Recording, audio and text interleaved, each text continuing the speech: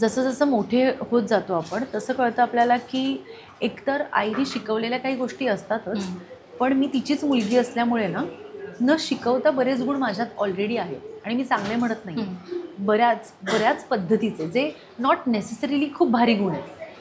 पण खरंच आपण जेव्हा एका स्त्रीला ॲडमायर करतो जस्ट बिकॉज ती माझी आई आहे म्हणून नाही.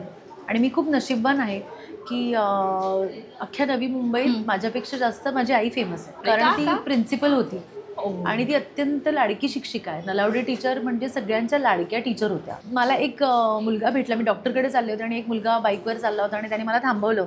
हां. तू गौरी नलावडे का? म्हटलं की हो. आणि मी अशी अवस्थेत होते, म्हटलं आता हा फोटो मागेल तर मी काय त्याला हे करू. तर तो म्हणाला, नलावडे टीचरांना सांग मी त्यांचा खूप मोठा फॅन आहे, बापरे! मला त्या खूप आवडाय. आणि माझं असं झालं की तू माझ्याबद्दल काहीच बोलत नाही आहेस. आणि तो आईबद्दल बोलत होता आणि म्हणाला की प्लीज त्यांना नमस्कार सांग आणि टीचरांनी माझ्याकडनं फी घेतली नव्हती वगैरे, त्याला ते सगळं लक्षात होतं. सो तिने खूप नाव कमवून ठेवलं आहे, त्याचं मला येस. कायमच प्रेशर असायचं.